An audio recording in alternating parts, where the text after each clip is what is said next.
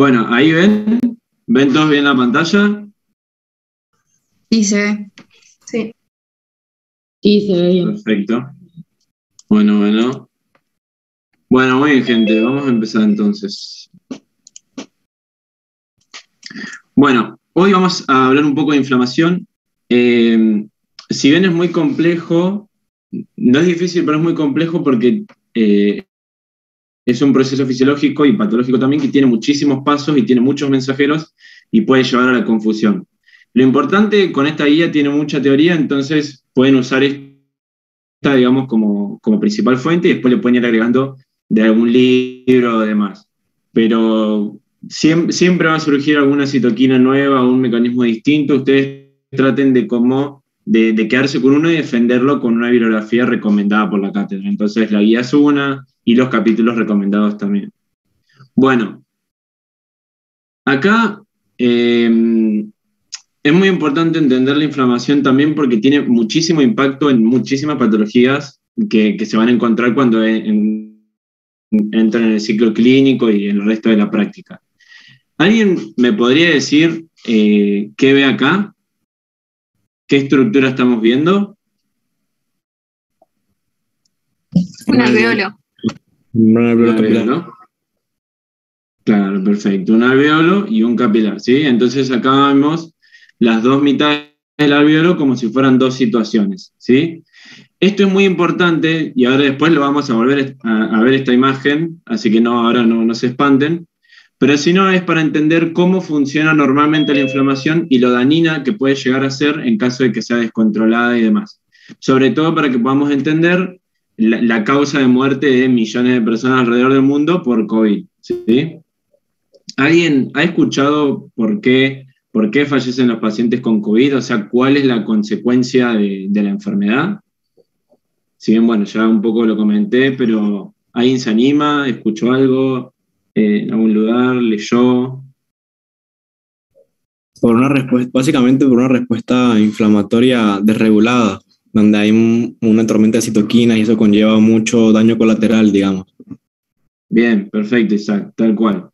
Es eso. O sea, mucha gente piensa como que el virus es el que provoca la muerte, si bien, bueno, es cierto porque es el disparador, pero el sistema inmunitario es el que desencadena todo este síndrome de dificultad respiratoria aguda y todas las otras consecuencias que comentaste, Isaac. Así que bueno, perfecto. Después lo vamos a volver a ver.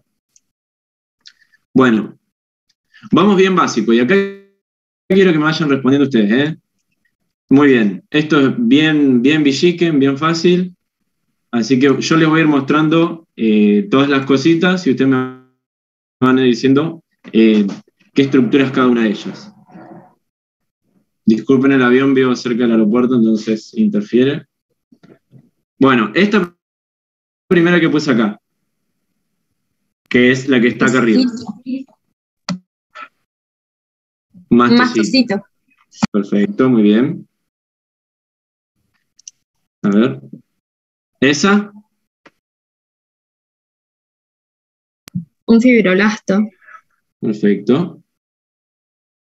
¿Esa? Esa puede ser que sea el mastocito una vez que ya liberó los gránulos de secreción. O es un linfocito, no sé. Un monocito. No, está bien, ¿no? Aldi. O sea, primero, ¿cómo? Un monocito, ¿no puede ser ese? Claro, si bien, o sea, el esquema es bien pedorro, o sea, no hay mucha chance de poder diferenciar perfectamente una célula de otra, pero claro, en este caso se trata de los monocitos que ustedes saben que una vez que están en los vasos sanguíneos son monocitos y una vez que entran en los tejidos, ¿cómo se llaman los monocitos esos? Macrófagos. Perfecto, muy bien. Bueno, este macrófago, si ya lo dijimos. Este.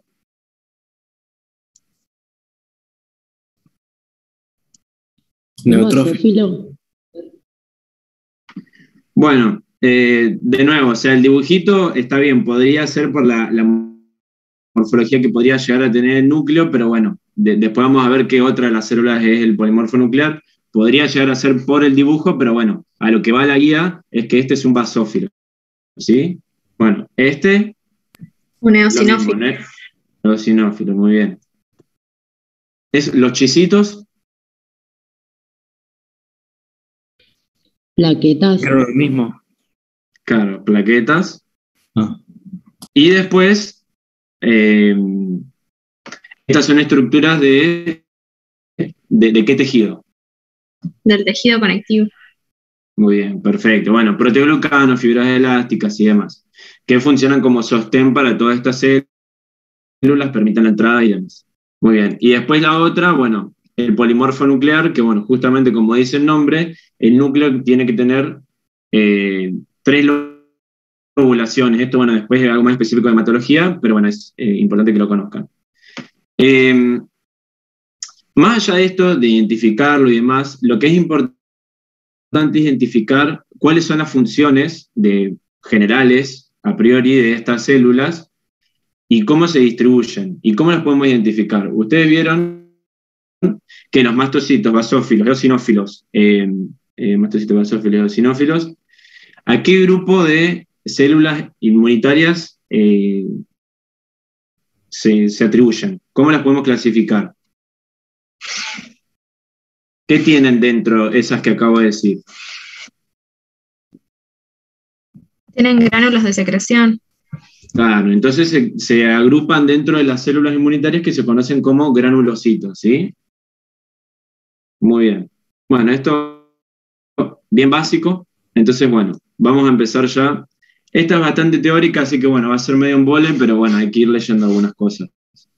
Entonces, la inflamación como proceso involucra mediadores liberados principalmente por mastocitos ante estímulos como lesiones de tipo físico, frío o calor, agentes proinflamatorios, moléculas de complemento como C3A, C5A, proteínas lisosomales, interleuquinas 1 y 8. Modelice, dibuja el mastocito donde ocurren los siguientes procesos.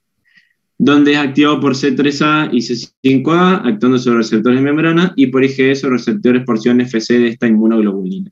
Esta activación estimula la adinelato ciclasa y fosfolipasa 2.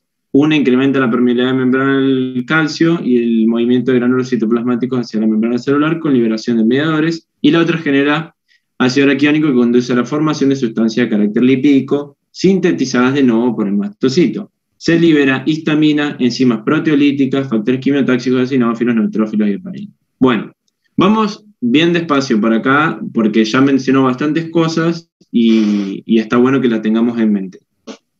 Primero que nada, bueno, ya los mastocitos, ya un poquito charlamos, son granulocitos que se ubican a nivel de los tejidos y bueno, contienen gránulos que ante ciertos estímulos, como ya vimos, tipo físico, frío, calor y demás, se desgranulan, ¿sí? O ante otros factores hormonales, humorales y demás. ¿Alguien sabe, me puede decir algo del complemento? ¿Qué han leído del complemento? El complemento es uno de los tipos de la respuesta innata que se activa ante ciertas bacterias o microorganismos. Bien, bien, Andy, bien. Bueno, eso es muy importante, algo que también mencionaste vos. La inmunidad, ¿cómo la podemos dividir? En innata y Adaptativa. adaptativa, tal cual. Bueno, ¿cuál es la que primero se pone en marcha ante una respuesta inmune? La innata. La innata. La innata. ¿Y la innata es específica o inespecífica? Inespecífica, indiferenciada. Perfecto. Y la otra es específica. ¿Sí? La adaptativa, que está más a cargo de la función linfocitaria, que bueno, es la guía que se va a ver la semana que viene. Bueno, muy bien. ¿Alguien sabe cuáles son las vías de activación del complemento? ¿O cuántas existen? Si se saben los nombres. Se presentan. Perdón. Creo que hay como tres vías. La alternativa y la de lectina. Alternativa, lectina y ¿cuál más? Bien, la clásica. Muy bien. ¿Y la clásica cómo se activa? La clásica general. Inmunoglobulinas. ¿Cómo? Perdón, es que hablan a la vez y no los puedo discernir.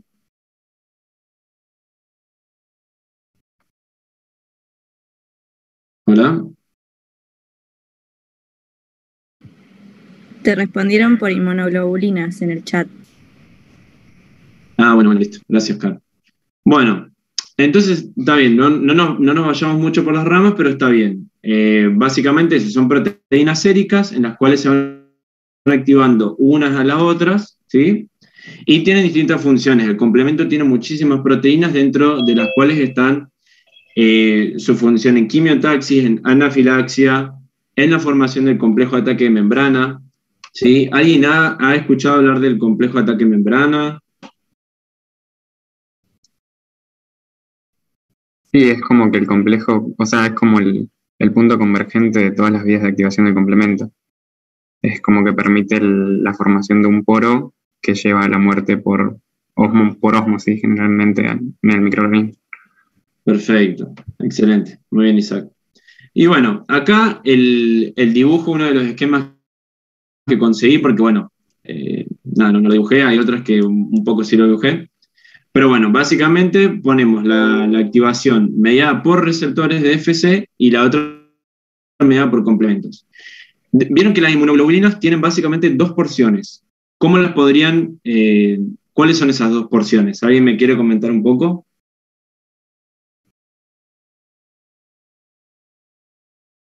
¿Cuántos tipos de inmunoglobulina primero existen?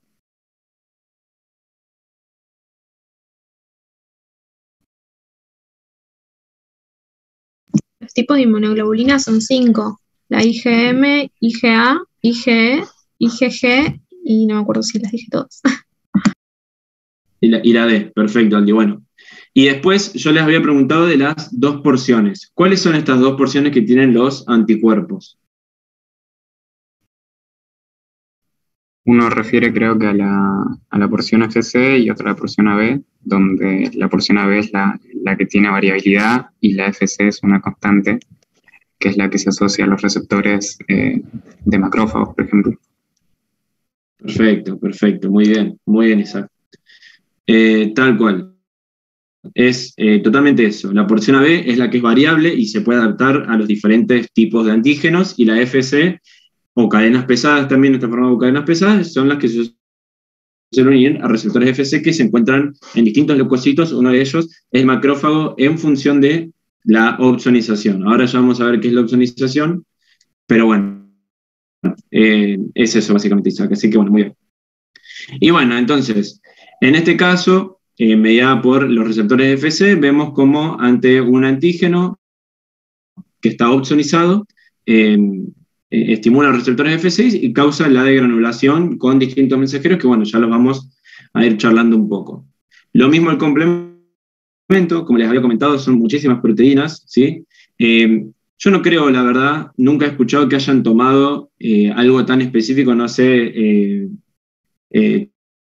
chicos, los restos de los ayudantes, si han preguntado así tan fino, yo la verdad creo que no. Únicamente, bueno, como saber los pasos limitantes, ¿no? Como el C3 convertasa y qué genera, la función de las dos proteínas más importantes, a lo mejor como C3b, pero la verdad que no he escuchado eso.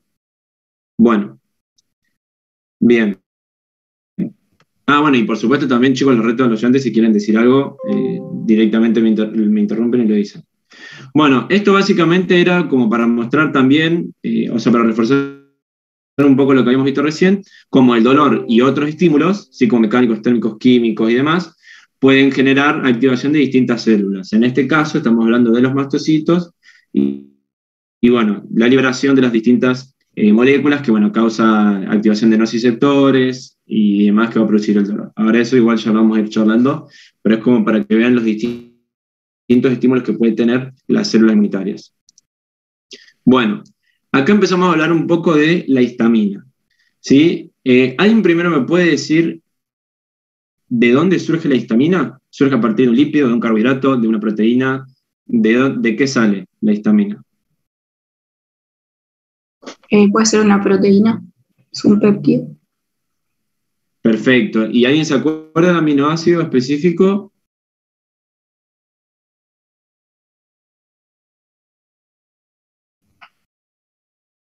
Bueno, no importa, alguien lo busca y me lo ponen en el chat. Sigamos. La histamina entonces tiene distintos receptores, que son 1, 2, 3 y 4. Cada uno de ellos tiene distinta afinidad y distinta ubicación en los tejidos. En la inflamación, la liberación de histamina genera vasodilatación en la región del foco infeccioso. Analice el siguiente modelo sobre los mecanismos de acción a nivel celular de la histamina. Señale cuál o cuáles serán los receptores que pueden, a través de sus mecanismos de traducción, generar vasodilatación durante la inflamación. Bueno, en base a este modelo que lo está diciendo acá, ¿a alguien se le ocurre qué podría ser? ¿Cuál de ellos causa vasodilatación por sí mismo?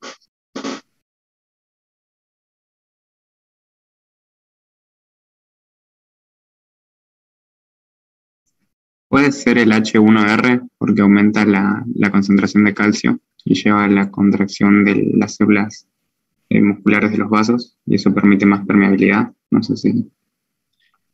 No, está perfecto, Isaac. Causa vasoconstricción, pero acá estamos viendo cuál causa vasodilatación.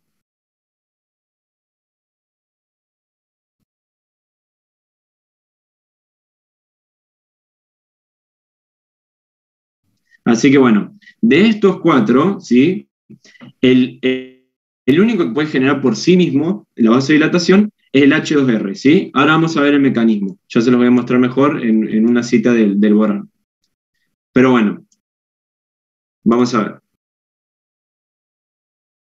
Bien, acá, ¿sí? Este es el caminito por el cual genera la vasodilatación. Entonces primero tenemos estimulación del receptor H2, ¿sí? Bueno, igual, primero que nada, a manera de repaso, ¿esto cómo se llamaba todo este complejo? ¿Proteína G? No. Claro, receptor transmembrana acoplado a proteína G, ¿sí? Muy bien. Entonces, una vez que el receptor H2 es estimulado, aumenta la activación de proteína G alfa S, aumenta la activación de la adenilato ciclasa, aumenta el AMP cíclico intracelular, se activa la PKA, la proteína quinasa A, se fosforila la quinasa de la cadena ligera de miosina, por lo cual disminuye la actividad de la misma y por lo cual hay una menor fosforilación de la cadena ligera de miosina. Como si recuerdan, cuando vimos el músculo liso y sobre todo el vascular, para que se active, digamos, el músculo liso, tiene que haber entrada de calcio, calmodulina y activación de la cadena ligera de miosina, ¿sí? Entonces, en esto estamos generando el mecanismo contrario.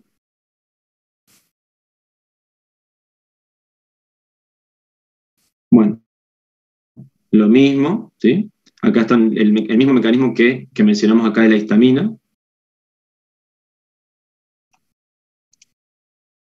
Y bueno, acá este esquemita lo puse no para que se lo sepan de memoria, sino como para que, bueno, veamos los múltiples sitios de localización que tienen los receptores y para reforzar el concepto de que los mensajeros pueden ser, o sea, los mensajeros son siempre los mismos. Lo que va a cambiar es la respuesta en función del receptor al cual estimula ese mensajero, ¿sí? Entonces, bueno, acá vemos en el HR2, como habíamos visto, una de las células son las células musculares lisas. En el caso del HR1, me llama la atención porque también figura células vasculares, pero bueno, esto es, no sé la verdad en qué situación podría llegar a ser. El caso es que en inflamación no se activa este mecanismo, así que no se confundan con eso. Sí, las células endoteliales, y ahí ya lo vamos a ver por qué. Bueno, analice el segundo modelo adjunto. En él aparecen otros elementos y mensajeros que participan de la respuesta de vasodilatación durante la inflamación mediada por histamina. Analícelo detenidamente y responda. En este modelo, la acción vasodilatadora de la histamina es por acción directa y o indirecta sobre el músculo lisovascular. Muy bien. Los elementos que aparecen en este modelo son la terminal nerviosa nociceptiva, que libera péptido del gen relacionado con la calcitonina, neuropéptido que participa en la nocicepción y también es un vasodilatador que podría estar involucrado en la hipotensión, que se asocia a la sepsis grave y al choque séptico. Y las células endoteliales que liberan factor de la relajación derivado del endotelio, también llamado óxido nítrico. conociendo todos los componentes, redacte un texto que sintetice la información. Bueno, entonces, en base a este esquema, bueno, acá hay 3 círculos rojos. ¿Cuáles les parecen que son de esos 3, diciéndome arriba, medio o abajo, cuáles son por acción directa y cuáles son por acción indirecta? Que causan vasodilatación, claro. Por acción indirecta, el que se une a la terminal nerviosa. Muy bien, muy bien. O sea, entonces este de acá arriba, Ali, ¿te parece que alguno más podría llegar a actuar a través de un mecanismo indirecto?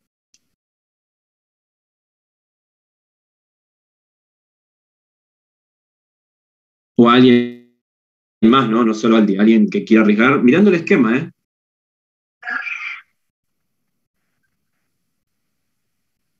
Bien, como habíamos mencionado, Lu, muy bien, uno de los sitios de impacto o uno de los sitios de localización del H1R son las células endoteliales. ¿Y qué función tiene, si ven acá lo muestra el esquema, la acción de la histamina sobre H1R endotelial? La síntesis de óxido nítrico, que es el EDRF. Perfecto. Y esto genera la vasodilatación. Entonces, en resumen, tenemos 2 mecanismos de acción indirecto, ¿sí? Como son a través del nervio sensitivo, que estimula la liberación del péptido del gen relacionado con la calcitonina, y después tenemos la histamina, que se encuentra dentro del compartimento intravascular. El mecanismo de acción directo es el H2R, por lo que mencionamos anteriormente. ¿Queda claro entonces esto, gente? Tengo una pregunta, Sí, mía. porque en el esquema anterior el H1R no generaba vasoconstricción también. Claro, bueno, eso es lo que yo decía, como que me había generado cierta duda.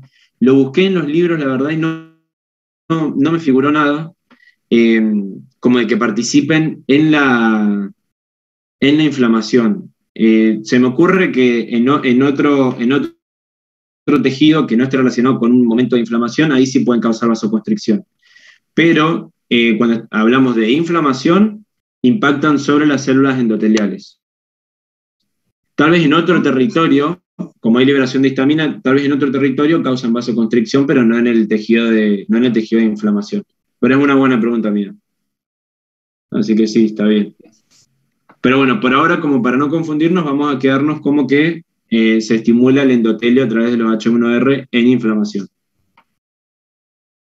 Muy bien. ¿Alguien se acuerda el mecanismo de acción del óxido nítrico? ¿Quién lo sintetiza? ¿A partir de qué? ¿A partir de qué molécula? ¿Es lipófilo? ¿Es hidrófilo? ¿Cuál es el mecanismo de acción una vez que llega a una célula muscular?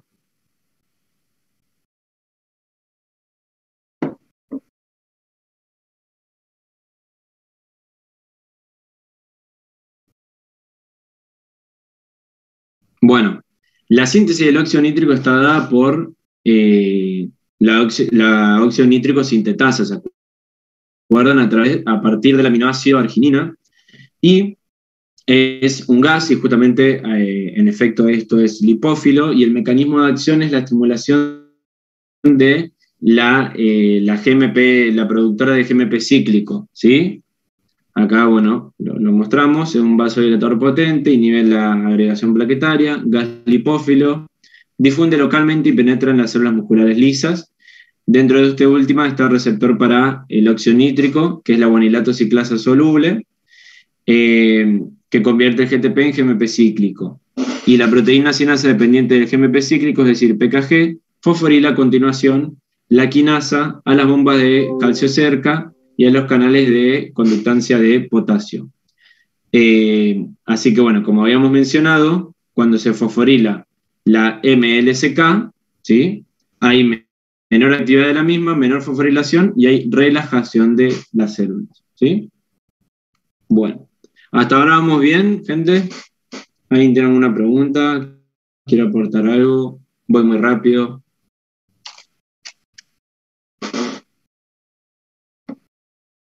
¿Les va quedando algo al menos?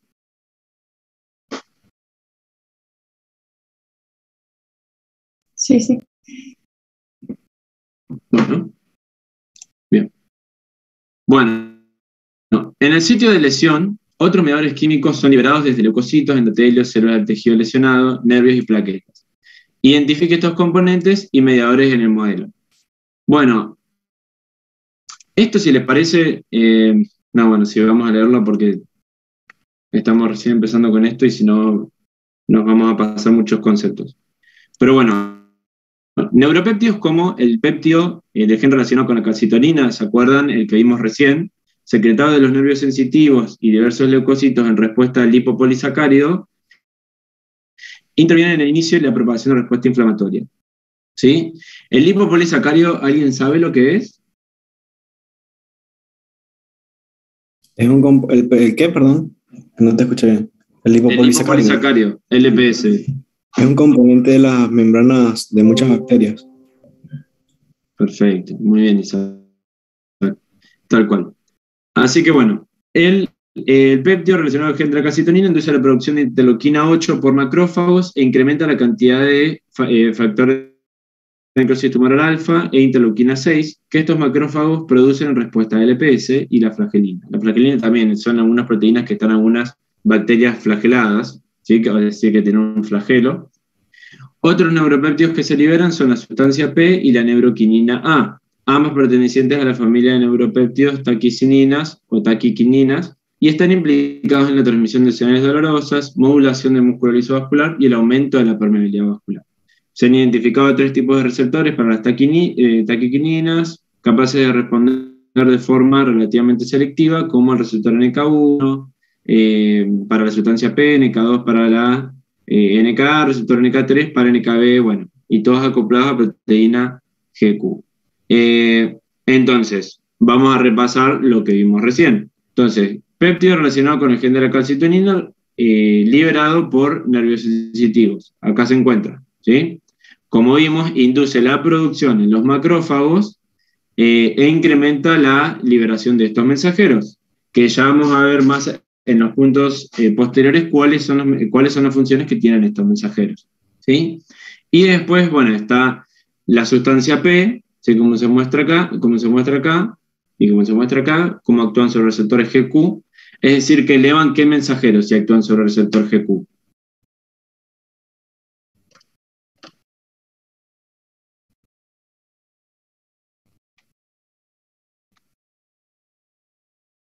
¿Qué segundo mensajero se eleva con Calcio.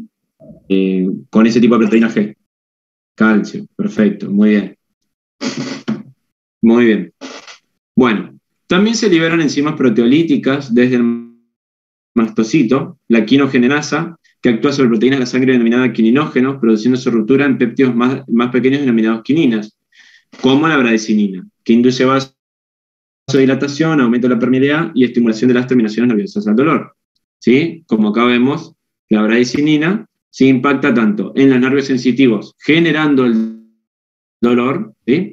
Como también en el vaso sanguíneo, aumentando justamente la dilatación y la permeabilidad. Esto es una pregunta muy tonta, pero ¿alguien sabe qué quiere decir que aumente la permeabilidad vascular?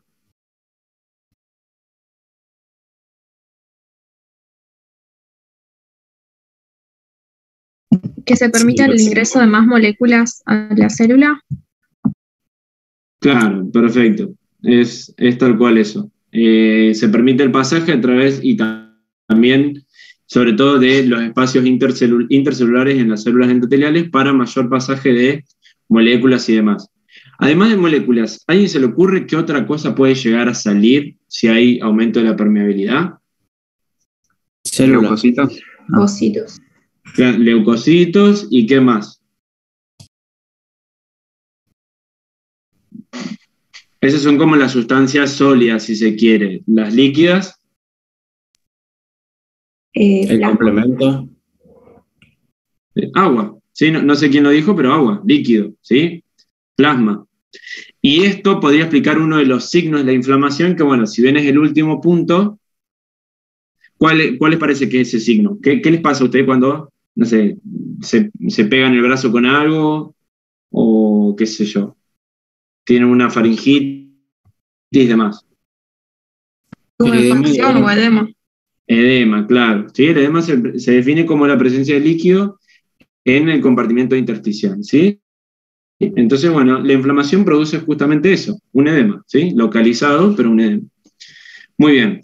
Después, la heparina es liberada por el mastocito, inhibe la coagulación y así se facilita la llegada a foco inflamatorio de moléculas y células. ¿Alguien sabe cuál es la función de la heparina? Esto, vamos repasando cosas también del cuatrimestre pasado, está bien si no lo saben, porque bueno, no creo que en el verano se hayan puesto a leer fisio con 34 grados de calor, pero bueno, ¿alguien se acuerda cuál es la función de la heparina? Está bien, sabemos que inhibe la coagulación, perfecto, pero ¿a través de qué mecanismo?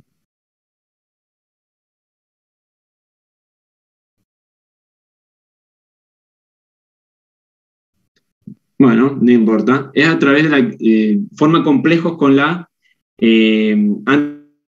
antitrombina 3, ¿sí? Y bueno, esto como que permite que no se activen los factores de coagulación y demás. Bueno, la serotonina es un mediador vasoactivo performado en el interior de las plaquetas. Su liberación se estimula cuando entran en contacto con el colágeno, trombina, adenosinfosfato, provocando vasodilatación y aumento de la permeabilidad. ¿Sí? Bueno, como vemos, las plaquetas ¿sí? liberan serotonina y bueno, es eso mismo.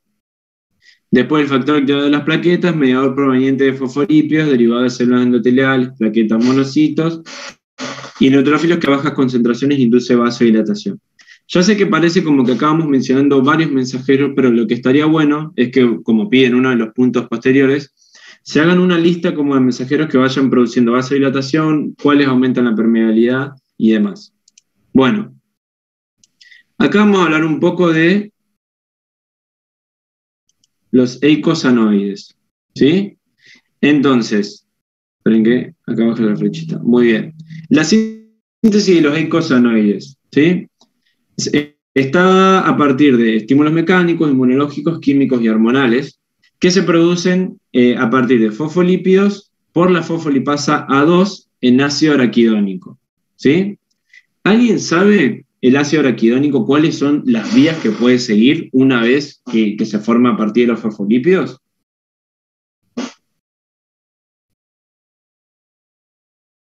Ahí no depende de las enzimas de la ciclooxigenasa y de la lipoxigenasa para formar leucotrienos o los otros eicosanoides. Perfecto, Ali, muy bien. Entonces ahí abrimos nuevamente nuestro esquema.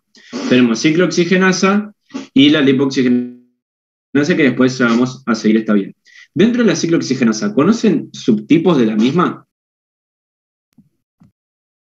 Está la 1 y la tipo 2. La 1 está presente en casi todos los tejidos y todas las células, y la 2 es de tipo, tiene que ser estimulada en algunos tejidos.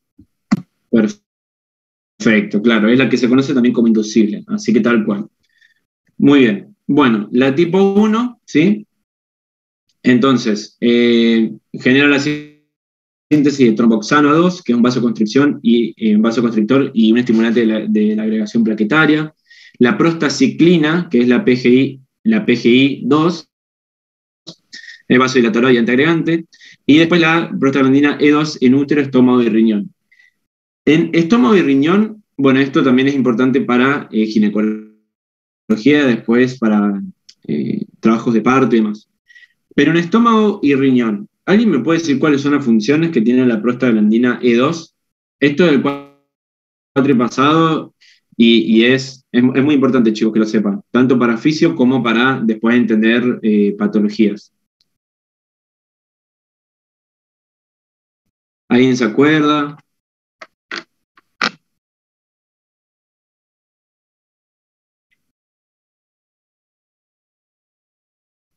¿No es la que permite la síntesis o sea, promueve la síntesis del mucus, que es protector de la mucosa gástrica?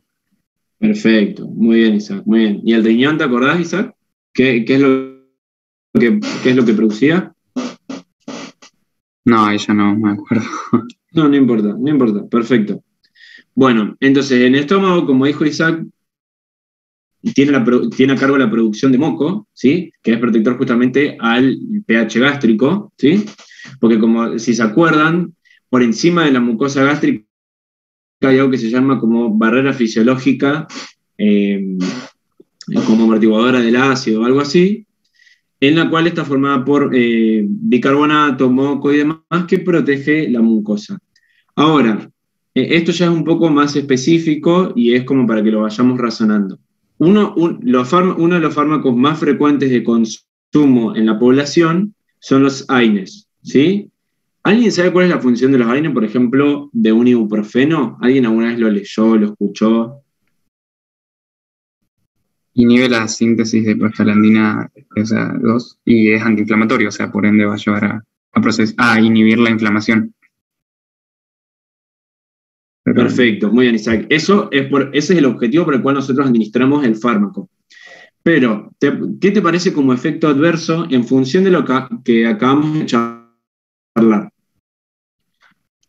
Las pacientes que tienen un consumo prolongado de los AINES tienen más susceptibilidad a sufrir úlceras gástricas o, no sé, afecciones por Helicobacter pylori o cuestiones como esas que van a llevar a daño en la mucosa o cáncer. Muy bien, perfecto, excelente. Es exactamente eso. Aumenta una de las causas más frecuentes, si no la más frecuente, conjuntamente con la infección de Helicobacter pylori de úlcera péptica, es decir, de estómago como de duodeno, es el consumo de AINES de los regulares que nosotros conocemos. Obviamente tiene que ser en consumo prolongado, en altas dosis y demás. Así que bueno, perfecto, Isaac. Bueno, y en riñón, una de las funciones que tenía es vasodilatadora y sobre todo de la médula renal, ¿sí? Entonces, una de las consecuencias también, o uno de los efectos adversos que pueden generar los AINES, son lesiones renales, ¿sí? Justamente, sobre todo en situaciones de isquemia, ¿sí? Porque cuando le llega poca sangre al riñón, necesitamos que esté lo más vasodilatado posible para poder seguir que siga fluyendo la sangre para la filtración, reabsorción y demás.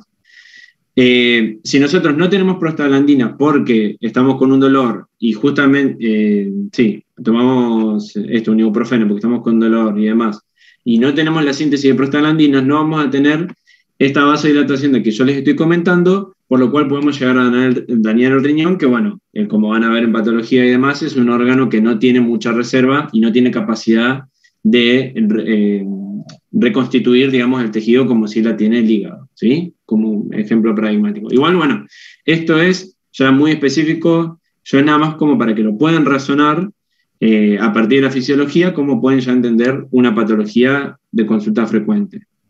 Muy bien. La tipo 2, como había mencionado Aldi, es la inducible, ¿sí? La que se produce antiinflamaciones.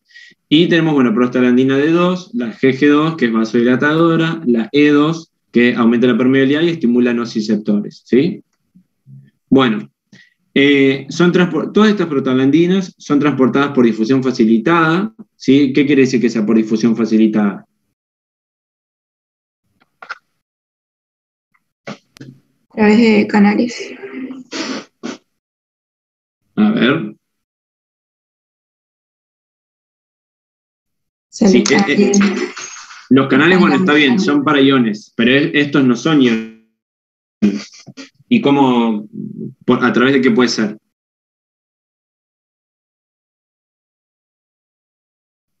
De las proteínas carrier, o sea, como que... Claro, totalmente, son transportadores, así es.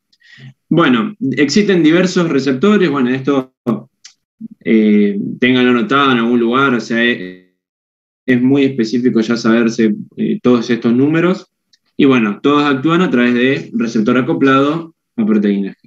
Bueno, como habíamos mencionado, la otra vía que puede seguir el ácido araquidónico en función de las enzimas presentes en los tejidos es la lipoxigenasa, dentro de los cuales tenemos los leucotrienos B4, C4, D4 y E4.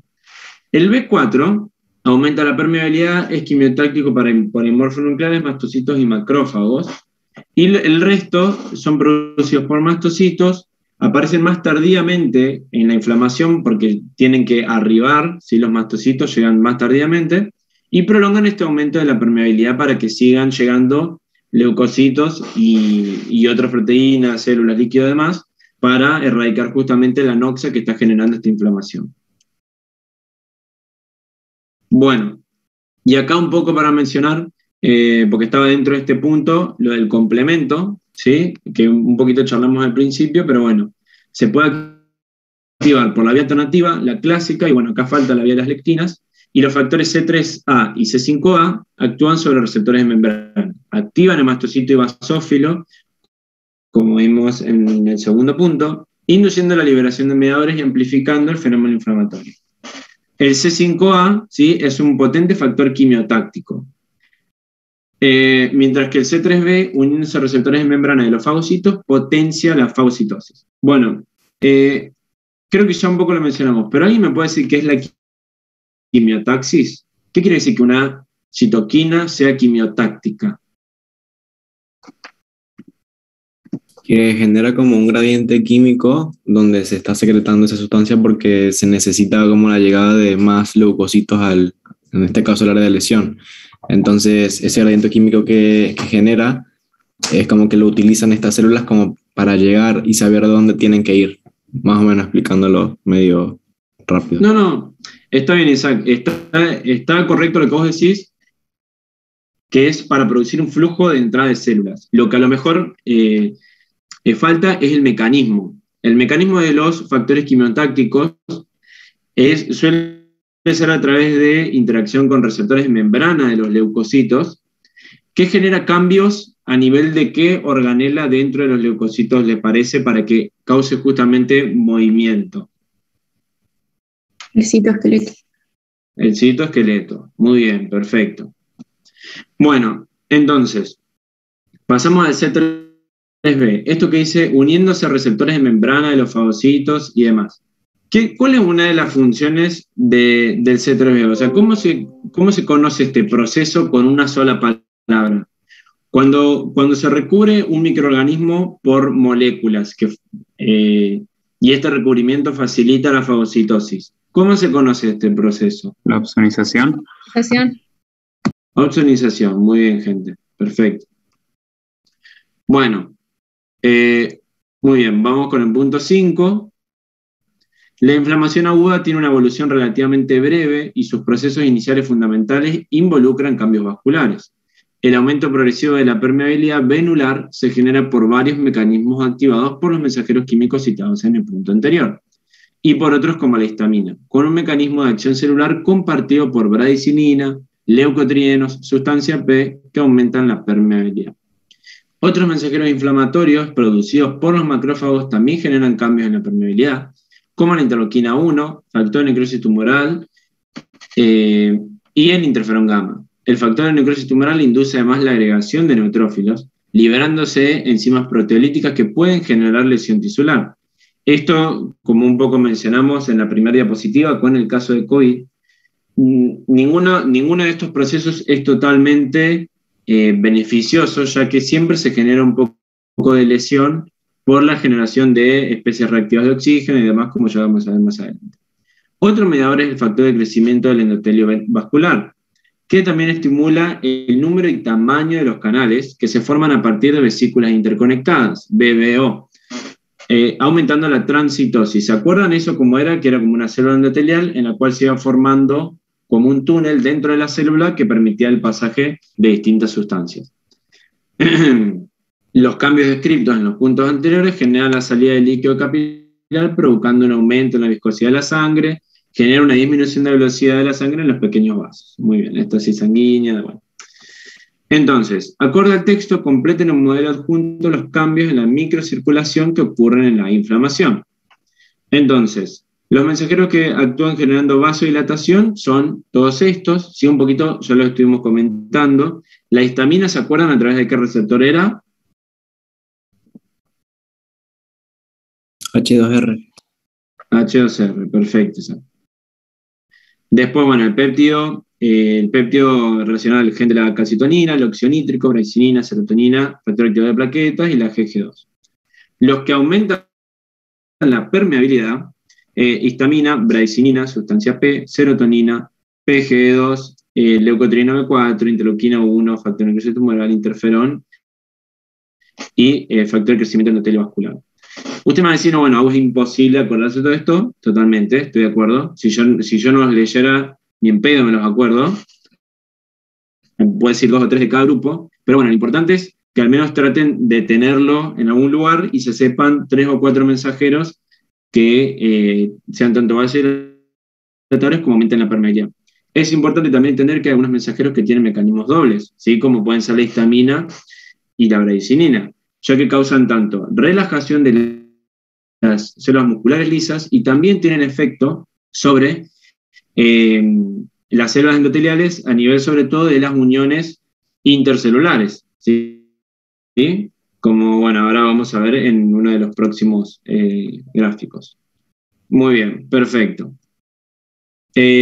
Las células endoteliales son activadas por los mediadores de la inflamación, induciendo la síntesis de distintas moléculas. A medida que evoluciona el éxtasis, se produce la orientación periférica, marginación de los leucocitos, principalmente basófilos, neutrófilos, monocitos, macrófagos, monocitos / macrófagos, porque esto es lo que comentamos, los monocitos son la forma de los macrófagos dentro del vaso sanguíneo. Una vez que sale, ya se consideran macrófagos, que se adhieren al endotelio y se dirigen al intersticio, entre comillas. Analiza el modelo adjunto y escribe un texto sobre las consecuencias de la activación de la célula endotelial por interleuquina 1 y factor de necrosis tumoral.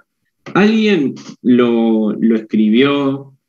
Que se anime a decirlo. Por más que ya esté en el esquema, díganlo y va a ser como un primer mecanismo, digamos, de estudiarlo. O sea, ya lo van a tener al menos visto una vez. Entonces, bueno, si alguien se anima...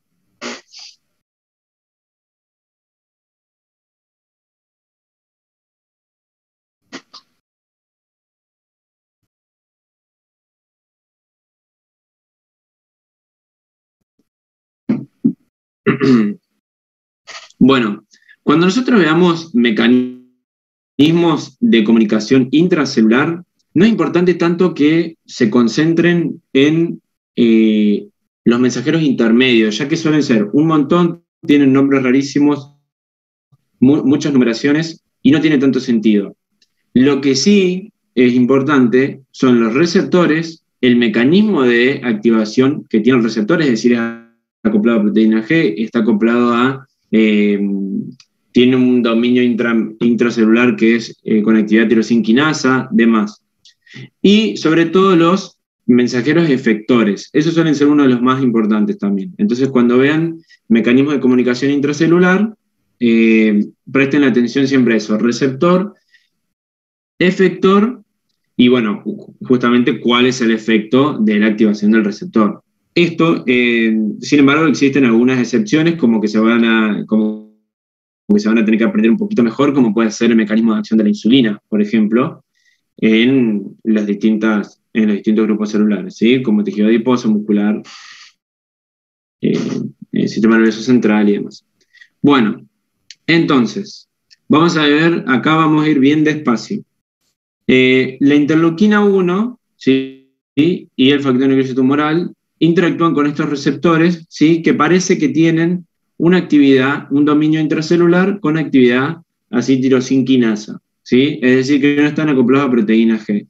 Bueno, existen estos mensajeros intermedios que yo les digo, como les comenté, o sea, yo nunca he escuchado que pregunten algo así tan fino y la verdad no creo que lo vayan a preguntar.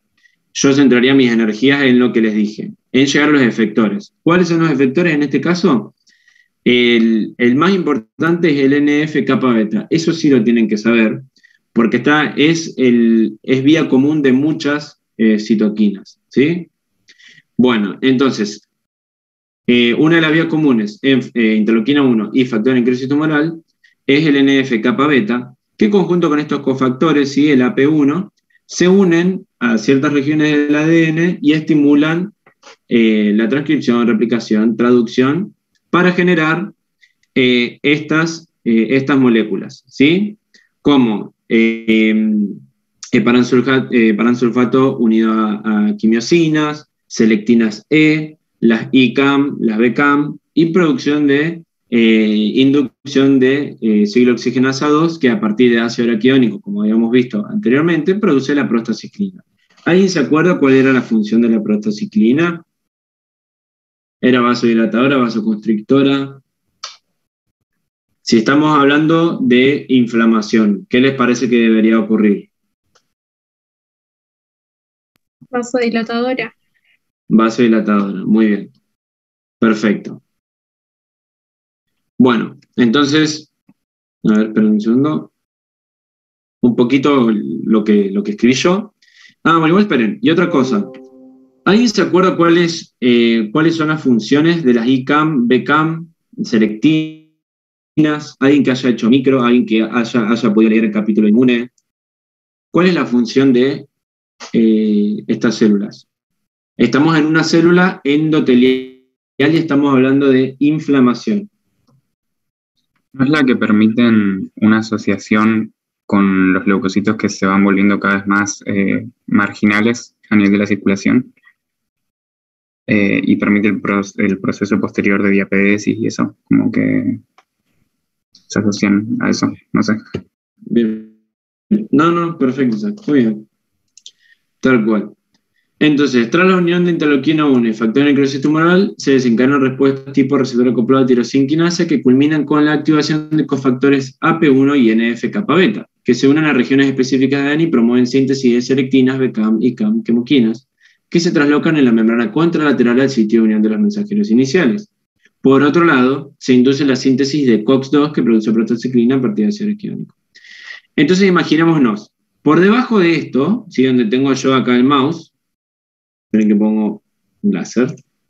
Por debajo de esto, acá está el líquido intravascular, ¿sí? Y por acá tenemos el intersticial, ¿sí? Extravascular, intersticial.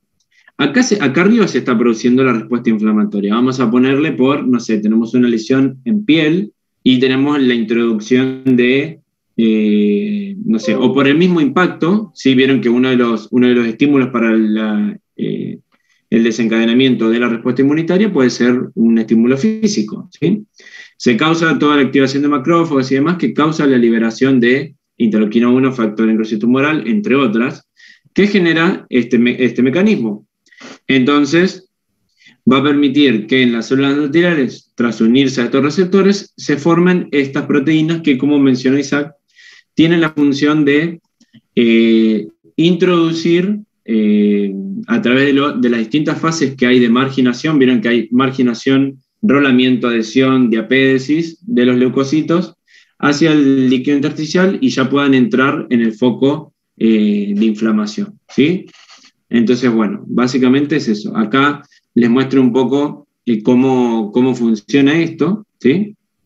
Entonces acá tenemos los leucocitos que tienen, bueno, distintos receptores, eso, bueno, después lo miran detenidamente, pero acá, bueno, tenemos, por ejemplo, uno de los mensajeros que habíamos mencionado era la selectina E, otra que está acá es la ICAM, que es un ligando de integrinas. Entonces, los leucocitos, una vez que empiezan a marginarse, empiezan a rodar, ¿sí? Se activan las integrinas por quimiosinas, ¿sí? Hay ¿cómo se llama? Activación de las ICAM, unión del leucocito con la selectina E, ahí tenemos la adhesión estable, y después la migración al endotelio, ¿sí? Que va produciendo justamente esta entrada del leucocito. ¿Y qué leucocito les parece que puede ser en función de lo que charlamos al principio? Neutrófilo. Neutrófilo, muy bien, porque como habíamos comentado, tiene un núcleo polimórfico, justamente, y tiene 3 lóbulos, ¿sí? Esto es muy importante también entenderlo porque en algunas situaciones de inflamación aguda puede haber algo que se llama neutrófilos inmaduros, que son como los metamielocitos, neutrófilos no polimorfonucleares, que básicamente son una respuesta rápida antiinflamaciones agudas y no llegan a lobularse los núcleos. ¿Cómo se llama? Es un dato más para ver en un laboratorio datos sugestivos de inflamación aguda, ¿sí? Sobre todo en embarazadas que suelen tener una leucocitosis fisiológica y nosotros para diferenciar, pero ¿está teniendo un proceso inflamatorio o es por su embarazo? Y bueno, una forma es ver los neutrófilos inmaduros. Esto presten atención al próximo laboratorio que tengan cuando diga metamielocitos, promielocitos y demás, que son formas inmaduras de polimorfonucleares. Y bueno, una vez que se produce la diapédesis, ¿sí? La migración a través del endotelio, ya llegan al lugar y bueno, ahí vamos a ver qué es lo que ocurre. Bueno, los agentes quimiotácticos liberados en el proceso inflamatorio se fijan a receptores específicos de la membrana leucocitaria y da lugar a la activación de la fosfolipasa C. Se genera IP3, que es fosfodinositol 3, el fosfato 3, y liberación de calcio. Este aumento del calcio citoplasmático es el principal responsable del ensamblaje de los elementos contráctiles responsables de los movimientos ameboideos leucocitarios que facilitan el proceso de la diapédesis. Esto era como el que habíamos charlado, Isaac. Viste que este es como el mecanismo que tiene, por el cual se producen estos cambios en morfología de las células que permite movimiento y aproximación al sitio de inflamación. Ya estamos terminando, gente. Así que bueno, acá había un texto larguísimo, ¿sí? Así que bueno, traté de resumirlo en el siguiente esquema. Entonces acá tenemos células endoteliales, ¿sí? Estos son los núcleos de las células endoteliales. En este caso no la hice para el dibujo nomás. Entonces, una de las cosas que mencionaba el texto es que nosotros tenemos factores que son quimiotácticos exógenos o quimiotácticos que son endógenos. Dentro de los exógenos, bueno, justamente son a través de microorganismos invasores y sobre todo son el factor propiamente dicho que lo provoca, son péptidos con aminoácidos N-terminales y demás. Dentro de los factores quimiotácticos endógenos tenemos una de las proteínas del complemento que es el C5A y el leucotrieno B4. ¿Sí? Como vemos, el leucotrieno B4 está formado a partir de la vía que sigue el ácido araquidónico con la lipoxigenasa. Bueno, entonces, acá también resumiendo un poquito de qué es lo que mencionaba en el texto este. Acá vamos a hablar de lo que es el proceso de opsonización, ¿sí? Los microorganismos, vamos a ponerle una bacteria, una de las formas que se tiene para provocar su destrucción es la fagocitosis mediada por opsonización, ¿sí? La opsonización se define como todas aquellas moléculas, sustancias que se unen a microorganismos y que facilitan la fagocitosis. Básicamente es eso. ¿Cuáles son las moléculas opsonizantes? Tenemos inmunoglobulinas, ¿sí? Proteínas del complemento, que ¿cuál es la proteína del complemento opsonizante por excelencia? Que ya la comentamos también. La C3B. C3B, excelente, muy bien. Y después tenemos algunas lectinas, ¿sí? Los primeros dos mecanismos son los más importantes. Muy bien, excelente.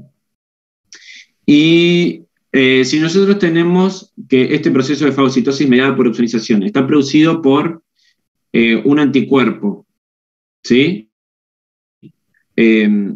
No, esperen, eso vamos más adelante, no importa. Bueno, entonces vamos a ver cómo sigue esto.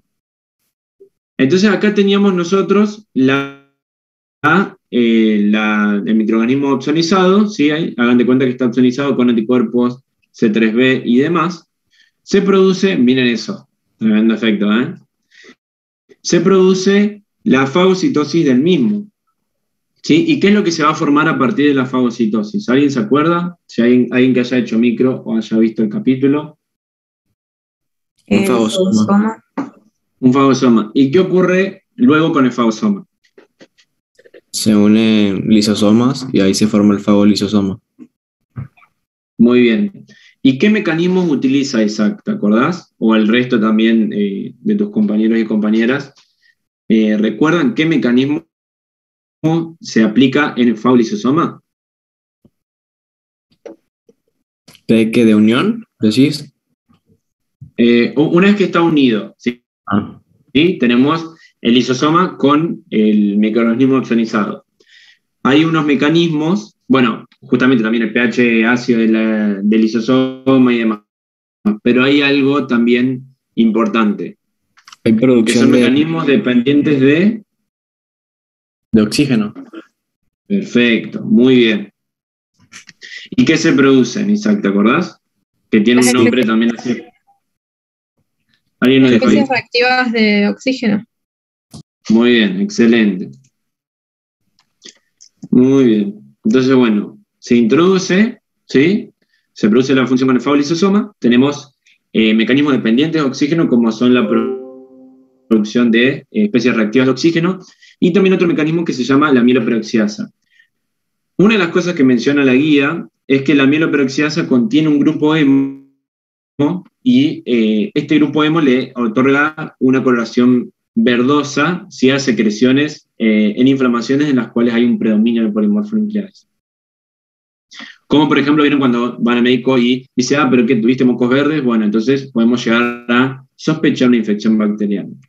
Esto está bueno desde el punto de vista fisiopatológico, de la fisiología, como para que se lo lleven anecdótico, pero como para que lo tengan en cuenta cuando pasen a la clínica. Además, no es un factor que para nada nos pueda confirmar con un 100% de seguridad de que se trata de una infección bacteriana exclusivamente por la coloración del moco, ¿sí? Siempre hay muchos factores más. Pero bueno, puede ser algo indicativo, suena interesante, está bueno. Bueno, y después tenemos los mecanismos no dependientes de oxígeno, como son proteínas con carga eléctrica, lisosimas, lactoferrinas que causan quelación del hierro, que es esencial para el funcionamiento de la bacteria, algunas proteasas y demás.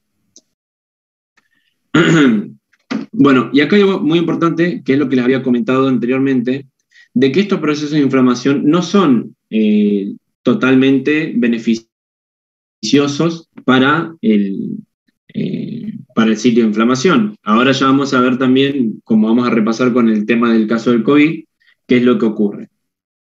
¿Sí? Muy bien. Bueno, entonces, la liberación extracelular de cantidades bajas de estos potentes mediadores, como son los radicales libres, que son especies reactivas de oxígeno, pueden incrementar la expresión de quinosinas como interleuquinas 8, citocinas y moléculas de adhesión leucocitaria. ¿Se acuerdan cuáles eran las moléculas de adhesión leucocitaria? Las vimos recién.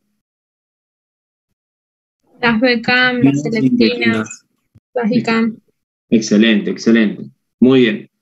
Los líquidos tisulares y células poseen mecanismos antioxidantes protectores frente a estos radicales derivados del oxígeno y de sus efectos potencialmente perjudiciales, como son la ceruloplasmina, que es una proteína sérica fijadora del cobre, ¿sí? Que bueno, dona y acepta electrones, entonces bueno, justamente tiene una función en el balance redox. Y después la transferrina, enzima superóxido dismutasa, enzima catalasa y la glutatión peroxidasa. Todas estas son moléculas que van a evitar que haya un exceso de especies reactivas de oxígeno en la célula que puedan ser potencialmente perjudiciales. Alguien que haya hecho patología, ¿se acuerda cuáles son las funciones de las especies reactivas de oxígeno? O sea, ¿cuáles? Sí. ¿En qué sitios de la célula causa daño las especies reactivas de oxígeno? Va a causar principalmente en las membranas. Membrana y un lugar más. A nivel nuclear, excelente. ¿Sí? Perfecto. Bueno, pasamos, ya terminamos, ¿eh? Bueno, acá un poco lo mismo que les comenté, ¿sí? Acá tenemos una bacteria, por ejemplo, que está opsonizada, tenemos un receptor de un fagocito, hay un atrapamiento, ¿sí? Empieza a formarse el fagosoma, se fusiona con el lisosoma, forma el fagolisosoma, y después tenemos los distintos mecanismos, ¿sí? Como son, a través de la fagocitoxidasa, la formación de especies reactivas de oxígeno que causa lo mismo que ustedes dijeron, daño nuclear y daño de membrana celular. Si nosotros no tenemos membrana celular y sobre todo en las bacterias, se causa la lisis de la misma. Pero como les comenté, cuando hay una disminución de la actividad de las enzimas catalasas, superóxido dismutasa, glutatión peroxidasa, porque tienen un consumo, es decir, tienen no sé si la palabra es saturación, pero tienen un punto a partir del cual ya no funcionan y se empiezan a acumular estas especies reactivas de oxígeno y es donde causa el daño tisular. ¿Sí? Entonces, bueno, acá lo mismo. El mismo mecanismo voy a pasarlo así, ya seguimos y ya terminamos. Queda uno más y ya está, gente. Bueno, acá no sé qué es mejor. Sí, bueno, vamos directamente, veamos este esquemita, que es un resumen básicamente de lo que dice acá, así que vayan escuchándome a mí, siguiéndome a mí, que es lo mismo, después ustedes lo pueden leer un poquito más detenido. Bueno, la inflamación, como les comenté, es dañina, entonces tiene que estar regulada, ¿sí? Porque si fuera sostenida en el tiempo va a causar constantemente vasodilatación, aumento de permeabilidad, migración de leucocitos, daño tisular a través de especies reactivas de oxígeno y demás. Entonces tiene que estar regulada. ¿Cómo se produce esto? A través de 3 grupos de mensajeros: lipoxinas, resolvinas y protectinas. Las lipoxinas, ¿sí?, están producidas por polimorfonucleares y la liberan a partir del ácido araquidónico y el 15-ET. ¿Sí? El 15-ET es este mensajero 15-hidroxiecosatetraenoico, bueno, lo tienen, por la 15-lipoxigenasa y 5-lipoxigenasa. Y el cambio a fenotipo antiinflamatorio está mediado por prostaglandinas que ya mencionamos, como la E2 y la D2. Las lipoxinas A4 inhiben la diapédesis, ¿sí? La diapédesis, como hemos mencionado, era el paso de polimorfonucleares a través del endotelio, a través del receptor AXL acoplado a proteína G, y también reduce la fibrosis y demás. Después las resolvinas y protectinas se dan por metabolismo de los ácidos grasos omega 3, como el EPA y el DHA, disminuyen el infiltrado leucocitario y se consideran como finalizadoras de la inflamación.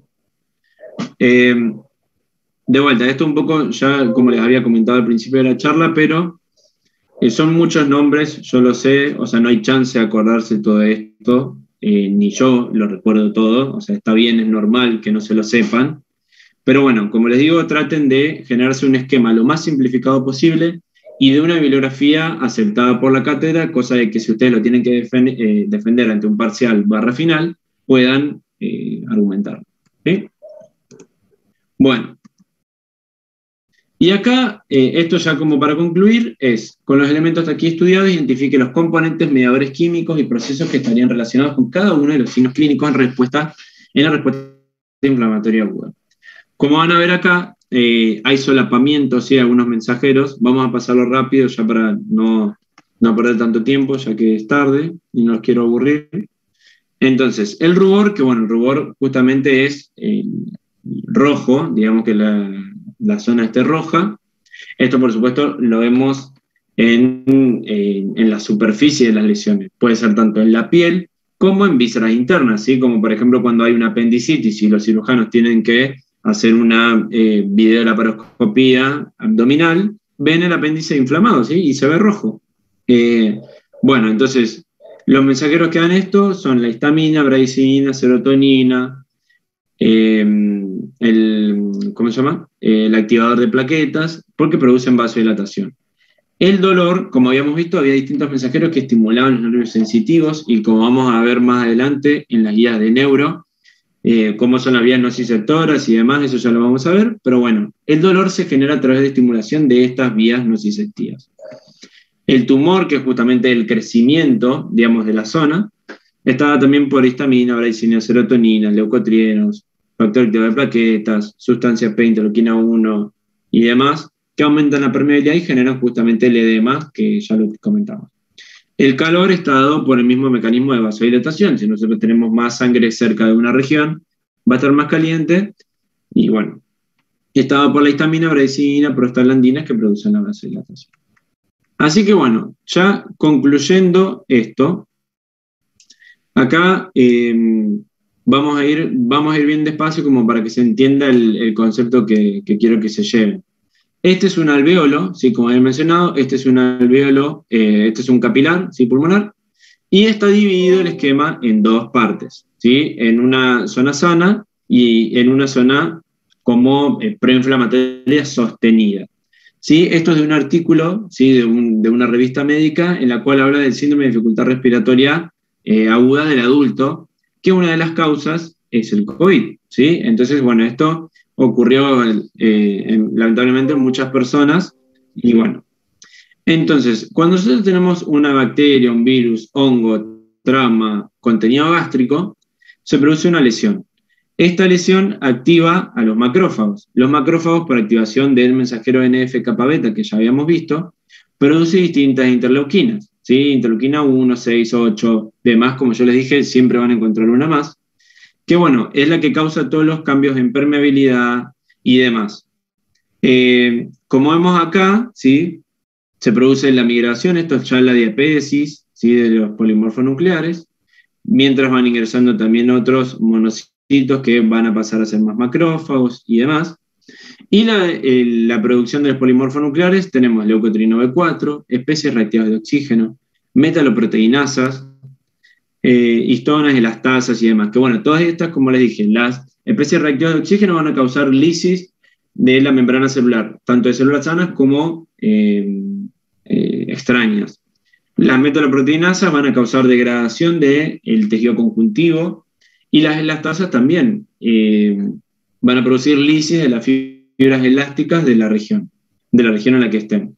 Justamente en el COVID, todos estos fenómenos se producen en muchísimos alvéolos, por eso es que si alguna vez vieron una placa, es como que se ve todo manchado de los pulmones, justamente porque estos procesos se producen en millones de alvéolos, y bueno. Entonces, bueno, básicamente es eso, no vamos a detallar mucho más de esto, pero es cómo se produce la extravasación de líquido, el llenado de líquido de los alvéolos, que bueno, justamente como si se acuerdan en respiratorio, como por la ley de Fick y demás aumenta el espesor de intercambio entre los gases y demás, y eso no va a permitir que se difunda el oxígeno, por lo tanto los pacientes entran en hipoxemia, bueno, todas las consecuencias que esto tiene. Así que bueno, gente, eso fue todo. No sé ya sé que se hizo un poco largo, como les dije, es un tema bastante complejo. No sé si tienen alguna duda. Si les queda alguna duda y quieren, después yo les subo un video, porque a lo mejor es medio tarde ahora, y me la dejan escrita o me la comentan ahora. Críticas también, si fui muy rápido, no pasa nada. Tengo una duda de un punto anterior que habían hablado de Dímelo. los AINES, Sí. que actúan, digamos, en la vía de la ciclooxigenasa en la COX-1 nomás, o tanto en COX-1 como COX-2.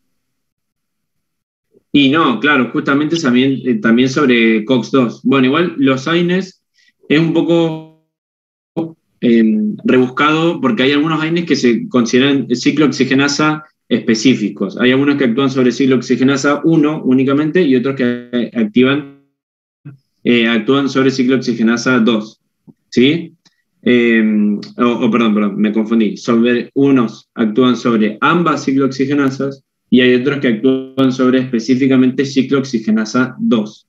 Los que actúan sobre ambas ciclooxigenasas producen tanto la disminución de la inflamación actuando sobre la ciclooxigenasa 2, pero también los efectos adversos sobre la ciclooxigenasa 1. Existen algunos AINES que actúan exclusivamente inhibiendo la ciclooxigenasa 2 y bueno, disminuyen la inflamación, sin embargo, y esto es algo bastante específico, pero aumentan el riesgo cardiovascular de los pacientes porque, bueno, se descubrió que puede inducir infarto y demás. Esto es súper específico, no importa, hace cuenta que no te lo dije, pero bueno, para que entiendas eso. Así que bueno, entiende más o menos, ¿se responde un poco la pregunta? Sí, muchas gracias. Por nada. Bueno, gente, si no hay más, ya saben, me pueden decir por Facebook, yo no tengo ningún problema que me manden lo que quieran. No sé, como les digo, si quieren que les suba un video o tienen alguna pregunta, me lo mandan al Facebook y lo vamos viendo. ¿Les parece?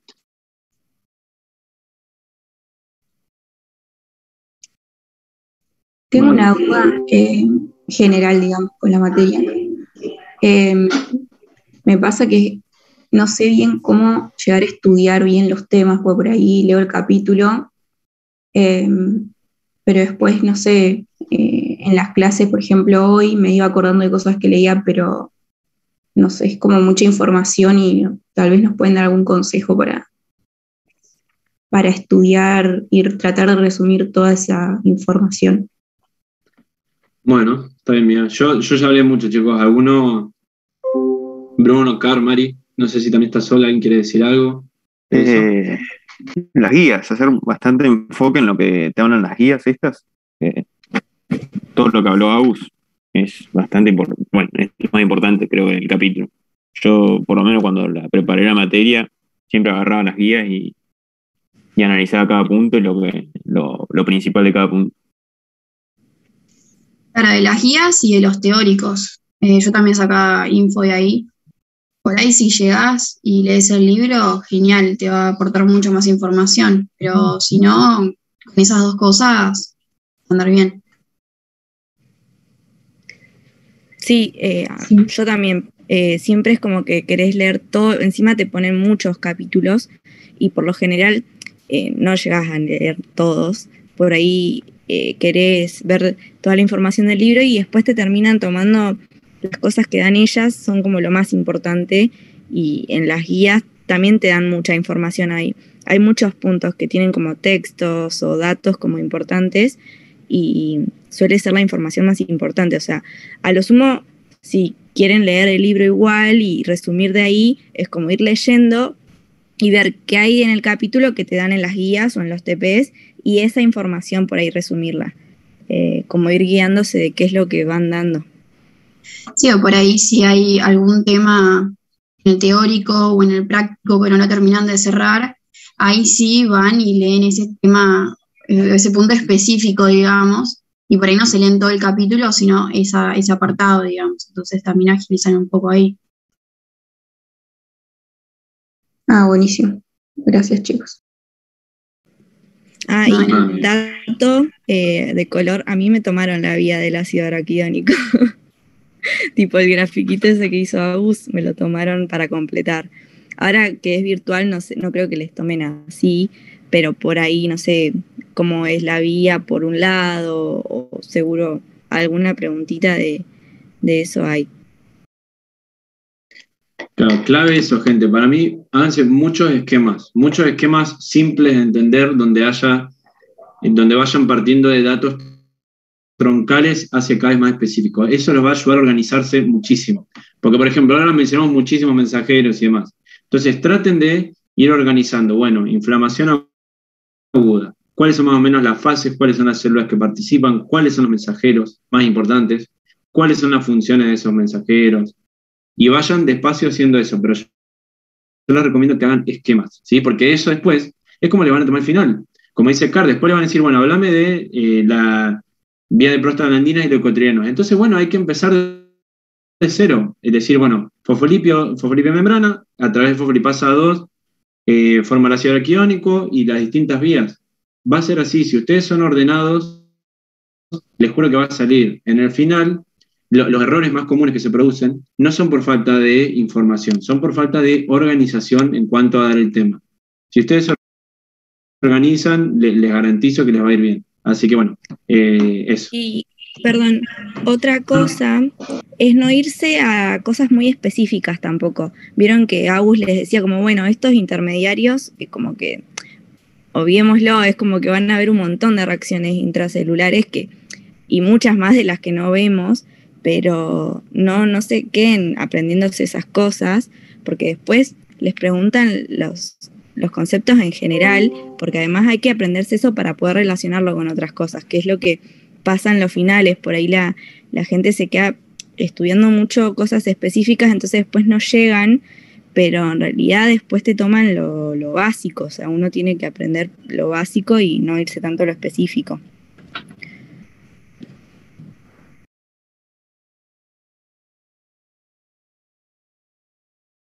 Totalmente.